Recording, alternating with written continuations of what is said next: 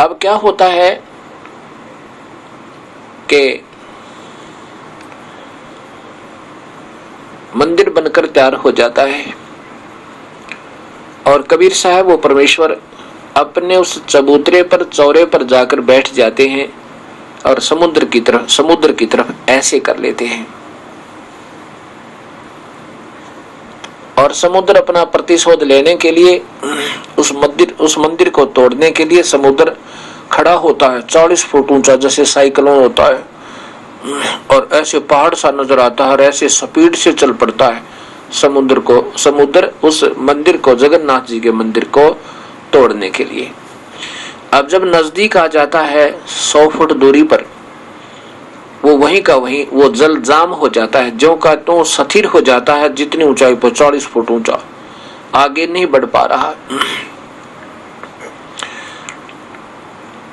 अब समुद्र एक विपर रूप बनाकर, ब्राह्मण का रूप बनाकर बाहर आया और कबीर परमेश्वर जो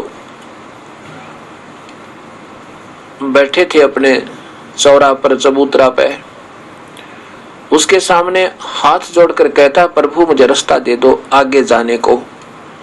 कबीर साहब ने पूछा, क्या करेगा तू, कहां जा रहा है? कि मैं इस मंदिर को तोड़ के आऊंगा। कबीर साहब ने कहा, क्यों भाई, क्यों तोड़ रहा मंदिर में? इसमें तो विद्वान पुरुष रहा करेंगे, इसमें गीता जी का ज्ञान होगा, प्रभु की व्याख्या की जाया करेगी, कलयुग में उद्धार होगा, जो यहाँ सत्य भक्ति प्रचार होगा, कोई वो ब्रह्म साधना बताने वाला कोई संत रहा करेगा, क्यों तोड़ रहा है भाई तू? तब समुद्र ने कहा कि इसने, श्री कृष्ण ने, श्री राम रूप में, ये विष्णु ने मेरे साथ बदतमीजी की थी जब लंका पर धावा बोलना था और मेरे ऊपर से पुल बांधा था। जबरदस्ती मेरे को तीर दिखाकर, अग्नि बाण दिखाकर मुझे शूद्र और नीच कहा था कि लातों के भूत बातों से नहीं मानते,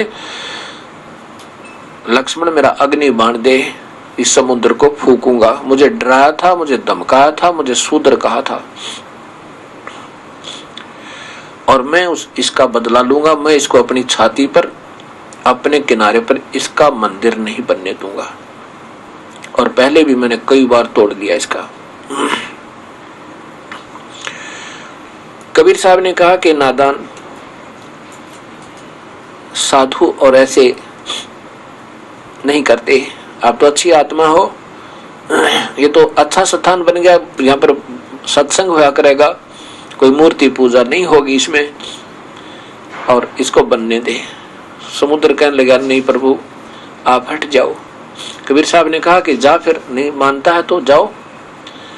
तब समुद्र ने कहा कि प्रभु आपकी समर्थता के सामने अब मेरे से टस से मस नहीं हुआ जा रहा, मैं आगे नहीं बढ़ पा रहा हूँ, आप रास्ता दे दो। कबीर साहब ने कहा बिल्कुल नहीं। तो फिर कहा कि जी मेरे को इसका बदला दिलाओ, क्योंकि यहाँ पर बदला जरूर लेते हैं इंसान, ये हमारे अंदर एक और विशेष यहाँ की प्रेरणा रहती है। कबीर साहब ने कहा कि ऐसे कर, वो द्वारका तूने डबोत ली पहले, इसकी श्री कृष्ण की वो द्वारका तूने पहले भी तो खत्म कर दी थी। जब यादों का विनाश हुआ था, श्री कृष्ण की मृत्यु हो गई थी तीर लगने तक, तूने डबो तो लिया था। तो उसने कहा समुद्र ने कि अभी भी कुछ अंश बकाया रह गया था, अब भी बकाया रहता है उसमें काफी हिस्सा।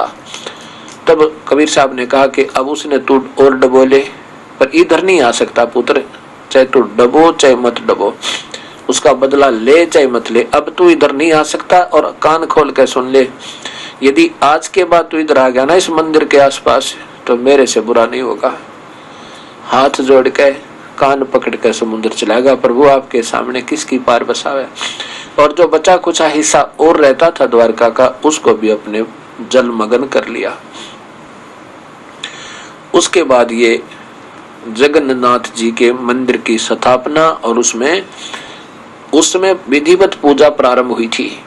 गीता जी का ज्ञान किया जाता था, सत भक्ति होती थी।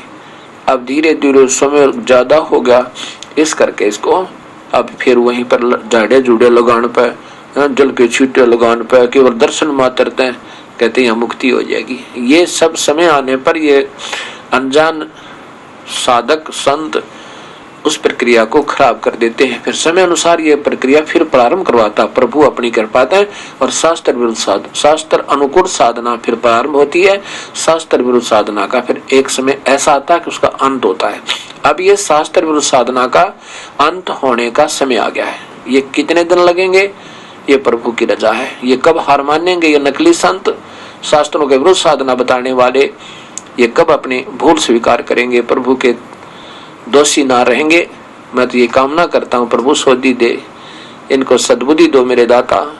ये झांके अपने आप में वो कितने दोषी हो रहे हैं, हम गलत मार्गदर्शन करके। ये सोचें, कभी बैठकर देखें इन शास्त्रों को और एक हो जावे, यहाँ से पीछा छुटवावे और प्रभु के गुण गावे मिलकर। अर्धरात्रि बीत गई थी, सौपन में दिखे घनश्याम, इंद्र दमन एक मंदिर बनवा दे, जगन्नाथ हो जिसका नाम। इंद्र दमन एक मंदिर बनवा दे, जगन्नाथ हो जिसका नाम। सुन राजा एक भवन बनवा दे, संग समुद्र गहरा हो, गीता जी का ज्ञान चले वहाँ, विद्वान कथा कोई कह रहा हो। सुन राजा एक भवन बनवा दे, संग समुद्र गहरा हो, गीता जी का ज्ञान चले वहाँ, विद्वान कथा कोई कह रहा हो। ना मूर्ति न पाखंड पूजा, वो सहज स्वभाव से रह रहा हो, योग युक्त की विधि बतावे, जिससे मन इंद्री पर पैरा हो। ना मूर्ति न पाखंड पूजा, वो सहज स्वभाव से रह रहा हो, योग युक्त की विधि बतावे, जिससे मन इंद्री पे पैरा हो।